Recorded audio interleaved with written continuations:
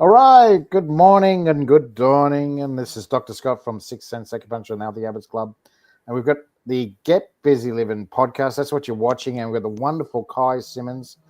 Thank you so much, Kai, for joining us today. Much appreciated for your time. I understand how important and how much you charge. So we appreciate your time. Thank you so much for Thank joining you, us. Scott. I'm excited. I genuinely am. I love talking, but also, I haven't noticed. I love hearing other people's experiences, and so let's hope your listeners enjoy what I've got to say today.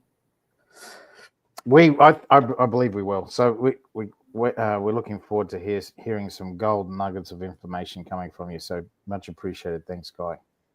So Kai, I'm going to start off with the usual question. So tell us, Kai, what gets you out of bed every morning? I think the excitement of a new day.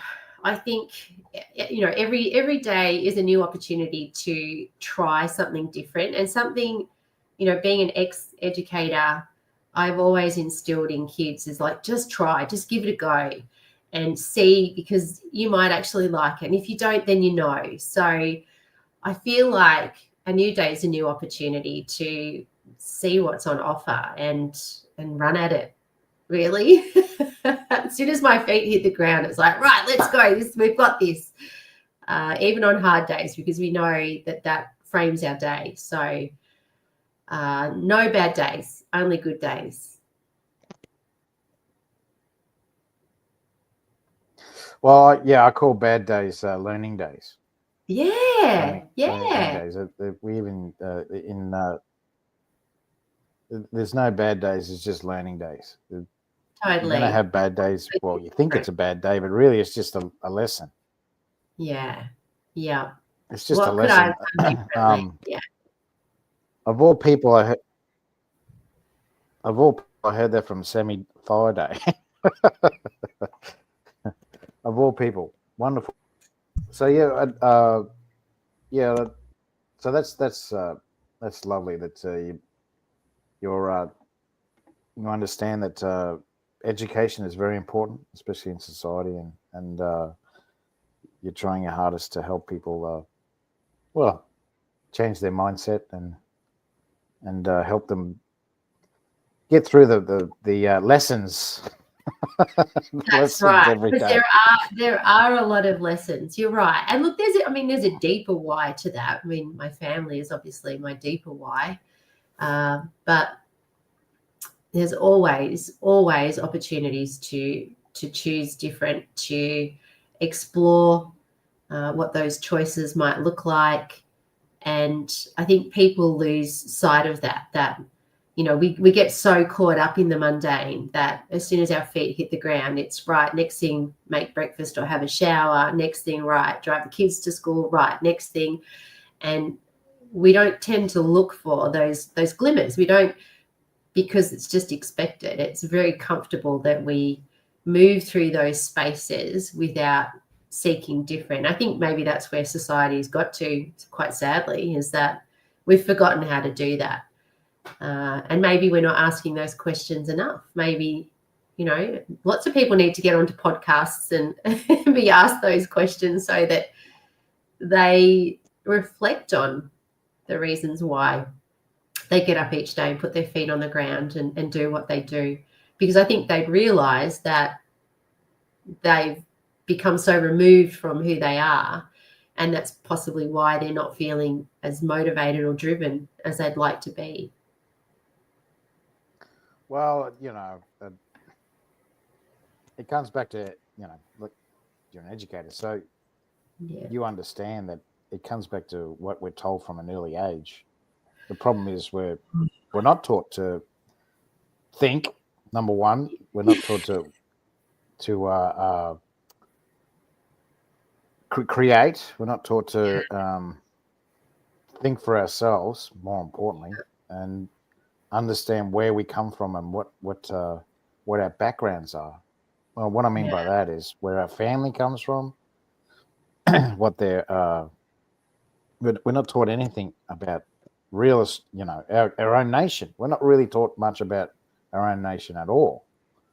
Yeah. When you start to delve into where we actually came from, then you realize it's all been big fibbers. Big fibbers. Yeah, absolutely. One of the reasons why I just couldn't continue teaching was because of the complete conflict in what I was having to teach and what I was seeing, experiencing, witnessing out in society. And I've traveled to nearly almost 90 countries, and the information that I was able to get from those experiences was not what was in books and what was being taught. And so to stand out in front of a class and suggest that this was their reality was something I couldn't do anymore. And that's why I had to step away. I had to, start living my values and speaking my truth. And sometimes people didn't like that, and they certainly didn't like that in the education system. So no, it's I totally get it, and now I understand where our education system comes from. Yeah, who created it, and now I understand. Yeah, well, now it's getting really weird, but I won't go into that too much. But what was I going to say? So on your LinkedIn, I'll just go into this. So on your LinkedIn, you're a strategist, launch strategist, holistic business mentor, enabling wellness and entrepreneurs to grow, impact, influence, and income, and by attracting soul-aligned clients with smart social media strategies. So tell us, how the heck did you get into that? How do you go from educator to that? Yes. Oh, look, I think my own wellness journey probably started back as a very young 9-year-old. And my dad was a smoker. My dad was a drinker. And there was just something in me that, what he was doing wasn't right. And I wasn't able to language it, but I knew that the smell of smoke and what dad was doing didn't feel right. It made me feel unwell. And I remember talk about laying down the challenge as a 9-year-old. I remember saying to my dad, either you go or I go. And I was ready to go and live with Nan, who, they didn't drink, they didn't smoke. And my mum was a non-smoker, non-drinker. So there was an interesting combination. But, dad was like, okay, I'll stop smoking. And all he did was he took it outside, which was a win, right? So, if, as a 9-year-old, I could come back. At least then I knew my environment was clean. And that was sort of the start of it. And I was very involved in athletics and sports growing up. Very rarely watched television. I think the Saturday morning cartoons before I'd go off to Little Athletics was about as much television as I watched. And so, I just lived that life. We ate really clean. It was a paleo diet, you might call it by today's standards. It was the meat and 3 veg. We hardly had any takeaway. Yep. And it wasn't until I think I got back from living overseas for a while that I started to encounter some of my own ailments, illnesses, diseases, call them what you like. And I experienced a lot of infertility after the birth of my first son as a 30-year-old. And then trying to conceive the next child was pretty much what started everything. And so, we even did IVF. We were eating pretty cleanly. I wouldn't have said that it was anything awful. We weren't drinking excessively. It was just this thing that I had. And long story short, Scott, I got to 40. It was about my 8th miscarriage, and it nearly killed me. And I'd been through all these doctors, all these different treatments, still wasn't able to carry yet. I was able to produce eggs. And it was a trainee obstetric doctor that actually steroids. And of course, because I was reasonably fit, I kept moving constantly, but no one addressed my cortisol. No one knew just how stressed and overwhelmed I was trying to work with a small child and everything. So many women today fall into that category. And it wasn't until we did that I realized that my diet of, I was still having dairy. I was like, but not a lot. I was having gluten, but not a lot. So I cut gluten, dairy, sugars, alcohol, everything out of my diet. And within 6 weeks, my thyroid levels, my antibodies reduced. And my doctor pretty much told me I was making it up and what the hell was I doing? And I should be taking this tablet for the rest of my life. And so that is probably the platform that launched me into better wellness, right? Even though I'd sort of walked the walk and talked the talk for a long time, it opened my eyes, and this was 10 years ago, to the other side, the darker side of potentially our medical system, right? And my mum took me to an acupuncturist as a 10-year-old because I had hay fever symptoms, and she didn't want to take me down the path of, injections every 6 weeks and having to constantly take tablets and all of those things. And so my journey into those modalities had always been there, but I'd never fully brought them all together. And so when I first launched into business, I was working in the neuroscience space. So I'm an NLP master. So a lot of the neurotransformative stuff was my jam. And I just felt that I energetically wasn't attracting the clients that I wanted. Like, I'm a go-getter. I'm a get up, go, let's run at stuff. I want to try different things. I want to explore different things. I want to experience as much as I can. And it just wasn't soul aligned for me, for want of a better explanation. And so a few years ago, I sat in my values, I reflected and decided to pivot. So for a long time there, I was the teacher belief coach. I was working with a lot of teachers, a lot of educators in burnout, and I was feeling their burnout. So that was really where the pivot came, and went back to my values and went, right, what is it that I've got? What do I love talking about? And who is it that I can actually support? So by getting clear on all of those was the birth of the Holistic Success Coach. And, I've since then launched quite a number of businesses and supported other wellness advocates to do the same. So I'm loving being on this journey, this pathway. And I can talk to a lot of different areas purely and simply because of those experiences. Yeah, that's pretty cool. So I'll just a little bit. So so I can see that you learned how to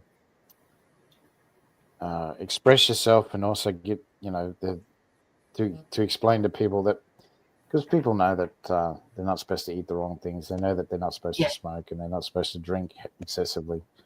Yeah. But they still do it. So that's very important that you're able to express that and get and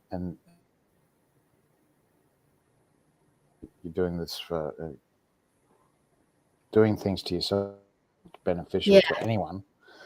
The only person the only person you're benefiting is the CEOs and board members of the companies that own whatever you're consuming.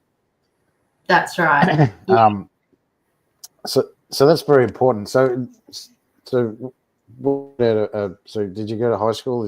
Did you finish high school? Or were you homeschooled? What happened there? No. I could have been homeschooled because I don't think I was there very often. I was always out. My mum used to say, I don't know why I'm buying you a kilt, because I went to a Catholic girls' school. She's like, you're never in it. You're always in PE gear. And I literally was always in, PE gear. Never at school because of trials for whatever reason. But I was, I was a pretty chilled child. Like, I would, in the later years, go into the library and do my homework, because I would have to either travel down to, Melbourne. I'm originally born in Ballarat, so I'd have to travel down to Melbourne for training. So we'd get in the car after school, we'd drive down. So that would be reading books. I got very good at reading books and textbooks in the car. And so, look, when I finished school, I wanted to do something still in the area of sports. I didn't want to do, a lot of people were like, do physiotherapy. And I was like, oh, I didn't want to be stuck in a room all day. You know, just, I don't know. It just didn't inspire me as much as I loved that area. And so ironically, I went into exercise physiology, and then in the same way, didn't want to be stuck in a lab. And at the time, females in sports wasn't really a big thing. And I had a lot of friends that were on the same, you know, athletic squads, Victorian reps that were going into different fields, and me being a girl doing the same course, they would just like look straight past me. So that's how I ended up in teaching. And I thought, well, teaching you can travel with. I can still teach my passions. I can teach kids about health and wellness. I can have those conversations. And for a long time, that was pretty cool because I was working with mostly senior kids, and their parents would come and say at the end, you know, oh my God, my son's now totally inspired. He's going to the gym. He's training every day. He's, you know, doing all the things that you want in terms of health and well-being for a young person. But then it just got so, I don't know, so broken. You know, I remember going and doing a lot of the lab work with the students, and it was around, you know, lactose tolerance. And the textbook had one thing, and yet what they were experiencing in the lab was very different. And I'd go into professional development sessions. I'd be like, why are we not teaching to this? And they're like, oh, we have to teach that because that's the textbook. I'm like, but that's not right. So, you know, so many incongruents in that way that really pushed me out the door of teaching and into this. And this is more empowering. You know, I love belief work. I love talking about so much of that esoteric stuff that people genuinely need in their business, beyond all the strategies and tools. You know, just having that drive, that belief, that daily motivation of, okay, let's run at this, let's give it all we can, and see if it's got legs. And if it doesn't, we can pivot and try something else, but at least just giving it a go. And so, yeah, okay. So that's pretty much what you got into teaching. So how long did you do that for? Did you do it for just a couple of years, or did you do it? Oh, no. A decade? 24 years I did teaching. I know. How do you do that? And still, I loved it. And look, I was blessed because I had kids that were, or students, I'd get in trouble for calling them kids, but they were kids. I have students that genuinely love their sport. So for me, that was easier. And for the last 15 years, I worked as director of sport. So that was so cool, you know, like living, eating, breathing, basic sports and administrative around that. So that was cool. And I think the shift for me was more near the end, like about 2018, I kind of felt like I was done. And so I requested to go part-time, and this is so funny, this next bit I'm about to tell you. I was thinking, do I go this way or do I go that way? And one way was to completely leave and go in a different direction. And the other way was to do a little bit more study that would give me a more senior role, because remember, I was working for Cath Ed. And so I thought, why not do both? So I did. I started to do my wellness certification, something I probably didn't need, but I did it anyway, right? Because that's the teacher thinking, the identity, that you need to have this qualification to say that you know what you're talking about. And I went down the path of knowing and understanding religion, because I was raised a Catholic. In order for me to get other jobs, we decided we'd move. I thought I'll do that. So I was running 2 courses concurrently at the same time, learning and understanding about religious education to become accredited, which is a 2-year course. And as much as that seems really weird, it actually taught me a lot about something that I had incongruence in me, because born and raised a Catholic, but totally was not Catholic, totally was not religious. In fact, when I was traveling, I'd go into churches and feel this like overwhelming sense of cold and darkness and have to like leave. Like energetically, it just didn't match me. So it's bizarre that I chose that, but I thought there's something I need to know here. And, you know, the thing I took away from those 2 years is that if we do all through love, we achieve heaven and earth. And that is ultimately what a lot of those lecturers will tell you as well, that it's just a story, but we place so much value in it. And I still to this day am not religious, but I love that I had that opportunity to explore those stories and to understand them at a deeper level. And yeah, so that's sort of, as weirdly as that sounds, that happened. And, it was nice to have that, but that potentially was also the stepping stone for me to go, okay, this is not happening in schools either. So maybe you should go across this direction. And then we moved to Queensland, and that was pretty much the nail in the coffin for the career in teaching, and moved directly into coaching. Yeah. So what state were you in? What? Victoria. Victoria. Oh yeah. Yeah. Okay. Yeah. So that was a bit of a change. Lockdowns. We decided. Did you get out before 2020? No, we got out. No, we did the first one. We got out before the second one. Okay, 22. Yeah. About 21, 22, late 21. 21 we left. We left at the start of 21. Yeah. Start of 21. Oh yeah. Start of 21. Yeah, because I've got there's a lot of practitioners in Victoria. Go figure. So yeah, and I got to speak to a lot of people that were in Victoria at the time, and yeah, it was next level.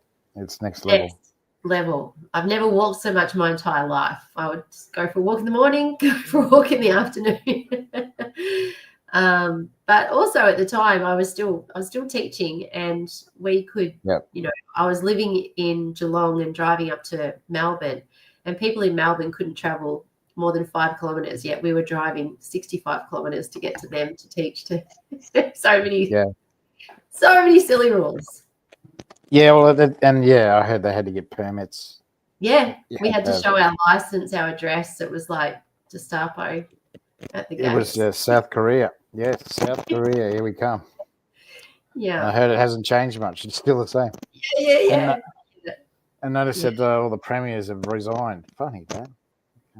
Funny that. So what was I going to say?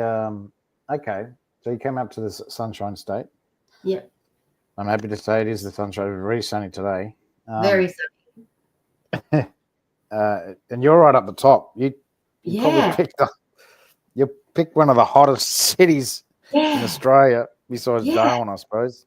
Yeah. Not as hot as Darwin, but it gets pretty warm here. Well, it's it's 10:30 in the morning at the moment, and it's 23 degrees here now, and it's awesome. I love it. I feel like I was vitamin D deficient for the most part of my life, whereas up here, not a chance.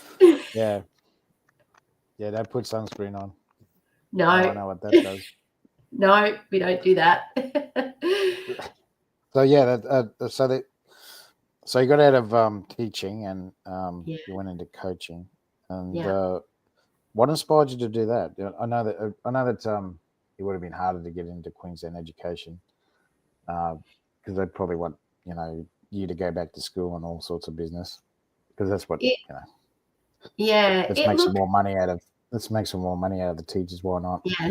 But so what was that part of the reason? Was that part of the reason that they wanted you to retrain and blah blah blah? No, it cost, you have to have mutual recognition. So I did do that because, as you know, when you're first starting out, it's baby steps. So I was still doing just some relief work when I first started, but I had to get mutual recognition. So it cost about $700 just to do that. So you have to be recognised in your own state before you came to this state, and then you could, work. So the retraining wasn't so much an issue. It was, I went to a breathwork session actually, 5 years ago. I went to a breathwork session, and I really wanted answers because I'd spent the good portion of my 24 plus years in education in my head. And for a long time leading, probably from about 2018, my heart was like, hello, we need to talk. And I kept sort of going, no, look, I know what I've got this. It's good. We're okay. But then something led me to this breathwork session. And so I went along, and the gentleman that was running it was, had been doing it for a long time. He's in the personal development space, and he just started talking my language. Like, he started talking about oxygen and how important it is to the body, and how much we reduce it throughout our days, just purely and simply by how we do life. And so from, the exercise physiology background, I was like, this guy's really talking the talk, and I'm hearing what he's saying. So this stuff's going to be great. So it was a 20-minute breathe, and he just said, look, just go all in. And I did. And what came out of that was the head got shut down by the heart pretty quickly. And the heart's like, you need to get out of what the hell you're doing right now and just go all in on your coaching. And at that very time I did, and I walked up and I bought into his retreat, and I went to his business retreat, and that was pretty much the foundations to, why I sit here today. So that's pretty cool. And it's did you have butterflies? Especially I did. I got out of I had the hands. I had like I just had this I felt like I was levitating. And I know it sounds esoteric and very woo-woo, and if you've never done breath work, it would be hard to understand that. But yeah, I just felt this amazing glow, like this white glow that was me on a cloud, and that's where I needed to be. That's that was the signal for me to go all in and just be the person that I needed to be, and speak my truth and use my voice. And it was okay. It was okay that I was doing that. And I think for a large part I hung on to that. There's so much of that identity behind particularly educators, because they get in and they think they're serving, but they're not serving themselves. And that's what it should be. First and foremost, like we teach, oxygen mask on you before anything else. And we've got a lot of educators that are operating not that way. And so that's why we've got so much burnout. And, not to talk about educators, but that's what happens. And we're seeing that now so badly. Yeah, well, exactly right. I know it's just, for the audience, I suppose what you're trying to say is that when you're in an airplane, they teach you about putting the mask, the oxygen mask. So if you're in an emergency, in an airplane, they tell you to put the air mask on first, the oxygen mask on first. Why? Don't put it on someone else, because what use are you if you can't give them the mask? Yeah, that's right. What if you pass out because you haven't got enough oxygen? Then you're useless. Yeah, so and that's look after happening. yourself first. Yeah, every day in every school at the moment. That is 100% what is happening. And so we have dysregulated teachers, and then we have dysregulated students, because they're not very good at regulating their emotions. And so if the adult in the room can't do that, and it's not their fault, it's genuinely not. No. It's just there is so much that is happening in that space. And, from a neuroscience perspective, we can only process something like 160 bits per second, and yet it's like millions. We are actually taking in millions of pieces of data in a second. That is why we are so overwhelmed, and our nervous system just continues to do life like that until it says no more and taps out. And then people end up unwell, or they end up with, autoimmune conditions or diseases, and it's horrible. But it is happening everywhere. Exactly right. What was I going to say? Comes back to the education system, and it all comes back to the Rockefeller Foundation, because Nathaniel Rockefeller was the Board of Education in the US in 1954, and no one really knows about that. And then, of course, the UK and Australia followed suit. And and I'm going to quote J.D. Rockefeller, John D. Rockefeller. He said, I don't want thinkers, I want workers. And that's what they did. They said, well, we have to educate people to not think and to follow orders and to work. Yeah. Do as they're told. So and look, I was chatting with a lady this morning. I see her down, got my regular coffee, and she was there, and I said, "Oh, how are you going?" And she said, "Oh, I finally got my son to school." And I said, "Oh, what's going on?" "He's 6." She said, "Well, he's just had a diagnosis." And I was like, "Is it really him or is it the school?" Because I used to see that all the time, and it's that conformity. So when young boys don't conform, they're considered as requiring diagnoses in order to medicate so that they do conform. And look, she was really good about it, but she's also like, I'm just exploring options at the moment. I don't think it is what they're suggesting it is, but and teachers just want kids to conform so they can deliver their content. So, there's no, I mean, the intent is there.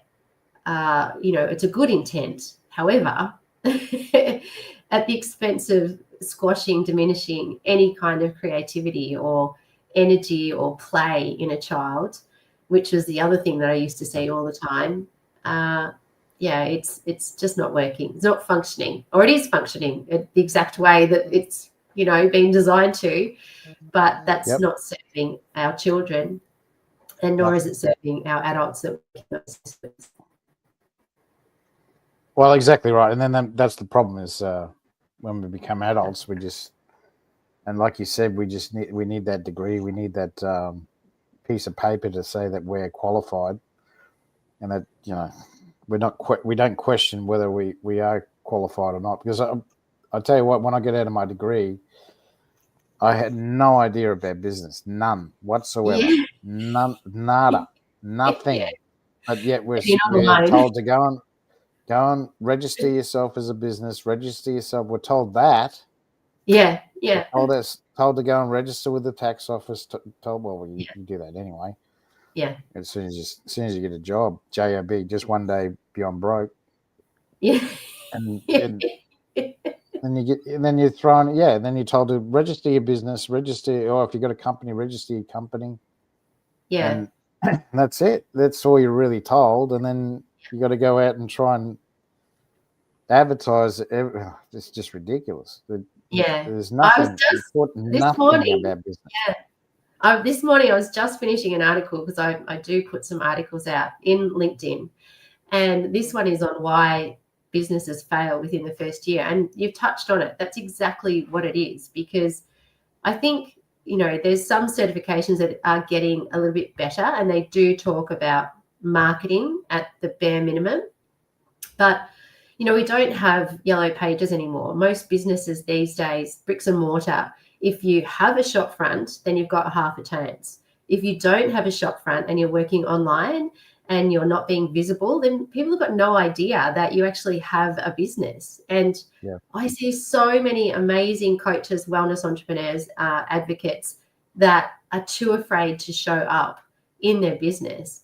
And yet that's exactly what it needs in order for the people to know that they exist, so that they can invest in what they have as their solution or offer. Yeah, that's right. And the reason why I got rid of my shop front was because they put the rent up, number one. Yeah. And number two is it's just cheaper.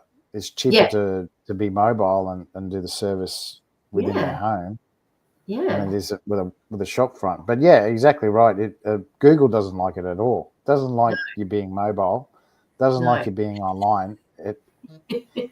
Google doesn't like but it loves when you've got a shop front. You're exactly right. Yeah. So it's very difficult to change your address or change your Google. They don't teach you any of that. None of it. No. And people fear it as well, because there's a lot of, you think about what the mainstream puts out there, all the scammers, people that want to steal your identity. It's all very contrived and very controlled. But there are ways around it too. Like there's so many ways around it, and there's very simple processes that you can put in place.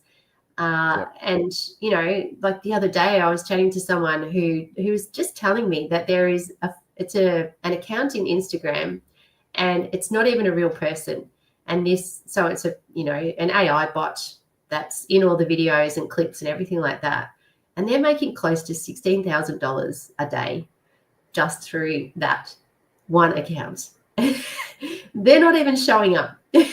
Someone's sitting behind, their phone, creating what they're doing, posting, and then living their dream life. Like, no one knows who they are. And I just think that's incredible how, once upon a time you had to be the face of your business, and still there's a part of that is that, right? I think people still love face-to-face. They love to know that someone is real. But then there's also a lot of people out there that don't care. So, if you're giving good advice, if you're able to promote and sell your product, that's why a lot of these faceless accounts occur, and it's serving people, like it's helping people, I don't see too much of a problem in that either, as long as you're working within the lines of integrity, and honesty. But yeah, there is just so much possibility out there. Absolutely. And so tell us a bit about your business. So yeah, tell us about. Do you have any employees? Do you work by yourself, or? I do have a couple of VAs. Mostly they support my back office. Yep. Which is all because the business isn't the business, right? So they keep me moving and moving forward and managing the systems that I use. And I do use a lot of automation, so that helps me greatly. But what about my business? So I think I saw a few years back when I was launching my own courses, programs, that there was a huge need for just simple strategies, processes, walkthroughs that people could do that would allow them to get the momentum in order for them to be seen and potentially sold. Because too much of today is they give you everything at once and it just becomes so overwhelming. So my core offer is my 4-week Launchpad Lite. And that's helping wellness advocates or new entrepreneurs, even if you're a newbie, where I walk you through from your message to your course outline to your client journey. And then I even give you a step-by-step hold your hand process so that you can actually be seen and get your first couple of clients. And it's really simple when you have a formula, but many people think, oh, I've got to be everywhere. Like I've got to be in LinkedIn or Instagram or, on TikTok, on YouTube. I've got to be everywhere and do everything all at once. And actually something I teach is the 5 1s, which keeps it really, really simple. And also it comes back to doing one thing really well. I think it's Bruce Lee that said, I fear the man that does the one thing 100 times than the man that does 100 things one time. And I truly live by that, because I think that's where the power and the growth is. And then once you do that and you start to get bored in your process, that's usually a signal that, okay, I'm ready to scale, I'm ready to grow. So those little steps, you don't know until you've been through it. But I hold people's hands. I've had people come to me and go, I don't know anything about technology. I really don't know anything about social media. And they've got clients within the first 3 weeks. So it's a formula that works. And I love connecting with people. I love showing them the process and allowing them to, I guess, succeed, because that's what it's all about. So whether they come from a naturopath background, whether they're a wellness coach, maybe they've got an affiliate product, it works with all of them. It's not, just for coaches. It's for anyone that's stepping into the entrepreneurial space. Do you want to give the headlines for the 5 steps? The 5 steps? Yeah. So the first thing that you have to do is you have to pick one niche. So pick one niche. Yep. Right? So refine it, get one niche. You then need to have one message. So what is it that you do? Right? Who is it that you work with? What is it that you do? The next thing is one core offer, right? So is it a program? Is it a course? The next is one platform.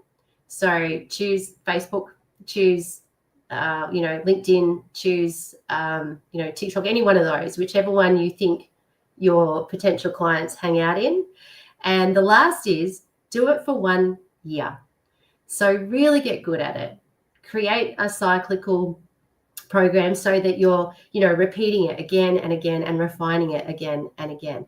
And those 5 ones will set you in such good stead going forward. Because if you do that right with one, and then you might get to the end of the year and go, oh, that was so well. Now I can expand or elaborate. And so you just do the same thing. And we know what is repeated again and again and again, we get confident in. And then we start to get more courage, because with the confidence comes the courage to try different things. And so that's how we scale and grow. None of this be everywhere, put 100 posts out and just hope that it lands somewhere, because that doesn't work and that will burn you out faster than, anything else. So yeah, stick to the 5 ones, and I guarantee you it will be a total game changer. Very, very cool. So you've done well. You've talked for a good 40 minutes. I haven't had to say much at all. What was I going to say? I didn't have to drag any information out of you, that's for sure. So tell us about a success story. Tell us about a testimonial. Who have you helped? One that's so many. I think one of my favorites is not business. I was working with a lady a couple of years ago now, 68-year-old lady, and I would say old, right? I think I shouldn't have put that in there. 68, young, and she had encountered anxiety for about 40 years. She could pinpoint exactly where she had it, and it was just the simplicity of the little changes that we made in her day. Like, she had her daughter's wedding coming up and she was like, I can't go. And I'm like, you got to go. So we troubleshooted so many different ways. We put some steps in place. But the biggest thing, and I think this is the beautiful thing where most people go wrong about health and well-being, is that we try to overcomplicate it. We actually think that it is far more difficult than what it is. And so one of the simplest things I did for her is we named her anxiety. And by doing that, she was able to most mornings tell it to piss off, or in her words, I don't know if I could swear on here, but she would tell it to fuck off, pretty much. Fuck off, Peggy. We're not dealing with this today. I've got stuff I need to do, and you are not coming along for the ride. And so she just did that. And over the course of, I think by about week 4, she really started to notice a difference, and how she was able to go out a little bit more. So she was then going down to, the shops, and she'd hang out there a little bit. She'd have a coffee. And then, so we slowly progressed to her moving, further and further away from her home. And she went to her daughter's wedding. And I was just like, oh man, like, she didn't want to get on a plane. She was like, I'm just going to drive. And I was like, I don't know if that's a good idea. And so she did. She got on the plane. She got down there. She went to the wedding. And, she said the whole time I was there, I knew Peggy was there, but I had the ability and the power to tell Peggy to piss off. And so I managed to get there. And she said it wasn't until I got home that I got back and I got safe in my house, and I just cried and I just released. I was so proud of myself. And, that stays with me, because, like I said, it's so simple, but we just get, we think wellness is another program or process or something like that. And yet it really isn't. It's often up here that we need to take control of before we start worrying about, the rest. And that's probably one of my greatest success stories. I've got lots of others, but that one stays with me. So yeah, and like you said, the anxiety, it can be overpowering. A lot of people, they don't want to leave home, and it's all overwhelming, and it's all about perception. It can be all about perception, that they find it difficult to function. Literally. Yeah, and so much fear, and it's no different in business.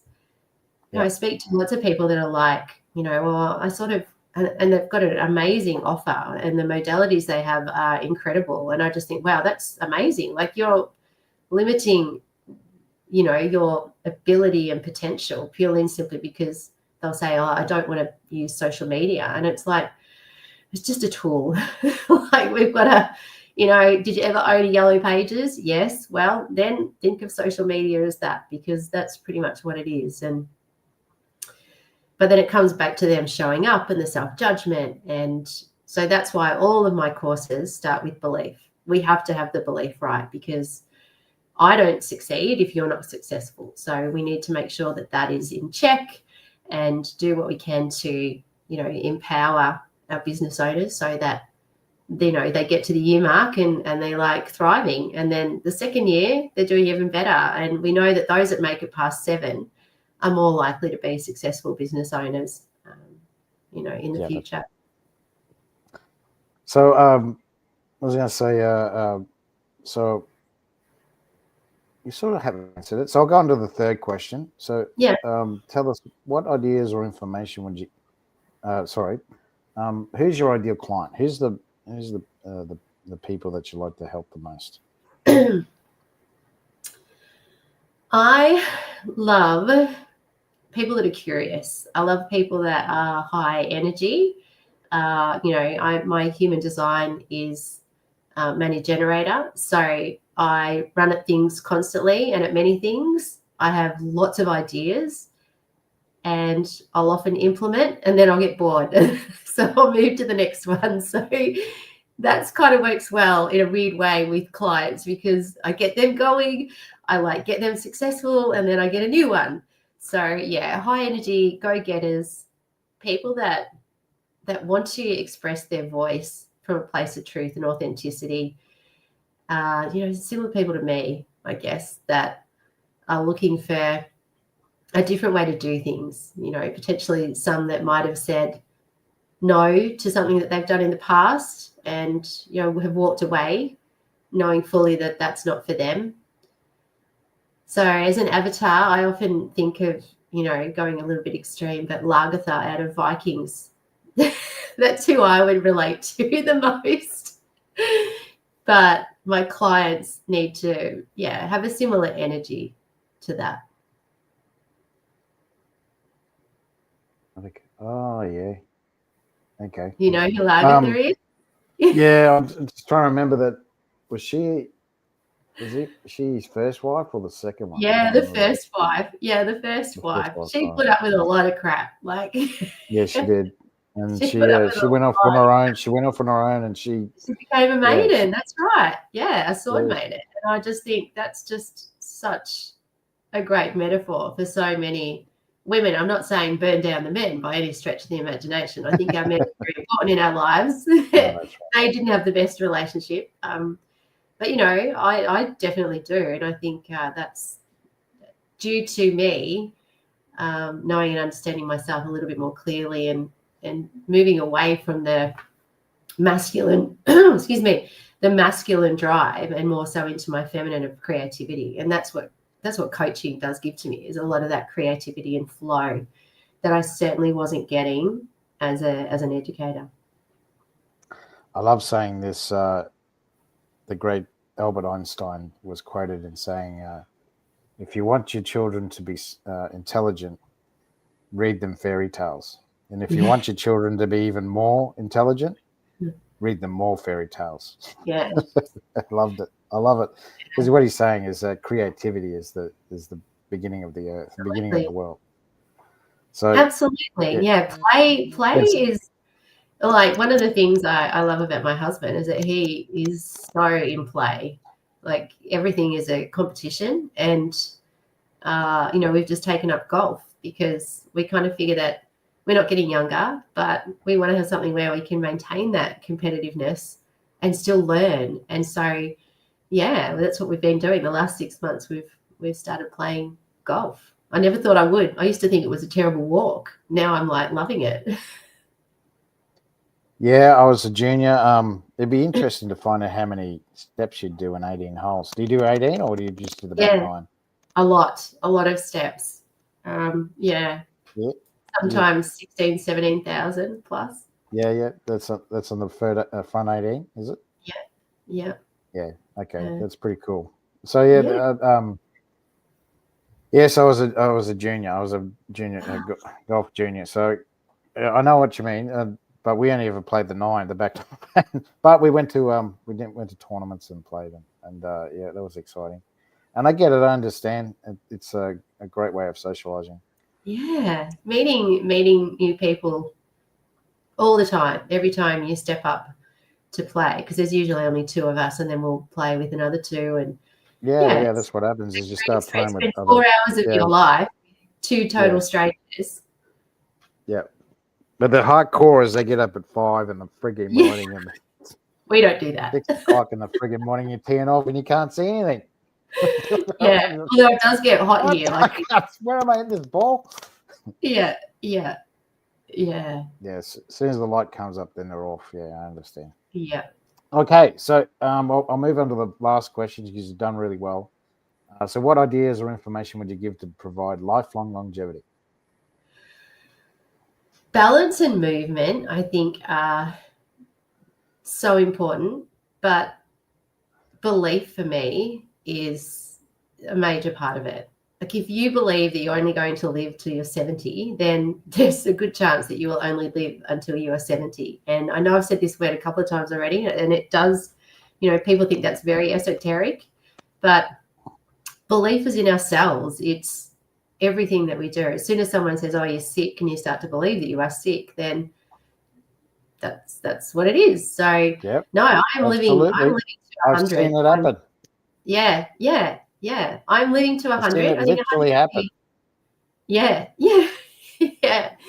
No, living to 100. I think 100 mostly because the world itself will probably annoy me more than anything. But yeah, balance, belief, and movement. I think you have to keep moving. There is no question about it. Our bodies are designed for that. If we stop, it's that old saying, isn't it? If you don't use it, you lose it. So it's the combination of those three things. And eating good, eating well. I mean, by today's standards, our food quality is not great, but that just means avoiding all the rubbish. As long as you're eating healthy, regular meals, keeping your protein up, not falling into the trap of diets because they can be very limiting in themselves, or limiting calories, anything like that. I would never be a person to say, "Oh, you should do this diet or you should do that diet," because I think we are just all so different. And, explore other things for people. Like if something's not working, if you're not getting the answers and you know that there is something else out there, like I'm grateful my mum took me to acupuncture because it's been something I've gone back to countless times, and it's given me great relief. It got me through my Hashimoto's diagnosis, and even now I'm noticing the SAT is coming back out, and I love that stuff. I'm like, get on the SAT, and they're like, what's that? And I hadn't had it in years, and then I thought, I'm going to go back and revisit this because there's a lot more research out there. And as I'm pouring and drinking it, and I'm like, golly, this smells like something I've had before. And then the next night I had it again. I'm like, that's it. That's that stuff that Chinese doctor gave me all those years ago that got me through that really, really shocking period in my life. And and tastes like crap, but makes you feel better. Yeah, totally. So just ask questions, but keep moving. Keep your life balanced. Try not to breathe in the toxicity of what is happening in the world, because there is a lot of that. And believe that you can and will, and seek those glimmers in life, those happy moments, those joyful times, because there's a lot of nonsense out there, but that's only if you choose to buy into it also, I think. And I'm choosing different. Absolutely. All right. Thanks very much, Kai. Much appreciated for your time. And because you didn't bag me too much and you were kind to me, I'm going to give you access to my health club. So there it is there, www.sixsenseacupuncture.com.au/health club. And that's a, you get access to that for 30 days. There's the access code for your access at checkout. And it's worth $11 per month. So you get that free for a month. And if you want to get in contact with Kai, here is a website. So there it is there. If you want a strategy call, you can book it on Kai's website. Is that correct? Totally, yeah. Yep, says book a call at the top. Couldn't be any clearer. And look, happy to have a chat for all things, not just business. Whilst I do love my business chats, I love knowing about people and what their journeys are. And I'd love to talk through yours. Okay, and there's Kai's social media. There's a LinkedIn and Instagram channels. So much appreciated again, Kai, and thanks so much for your time. And you've been watching the Get Busy Livin podcast. Amazing. Thanks, guys. Thank you, Kai.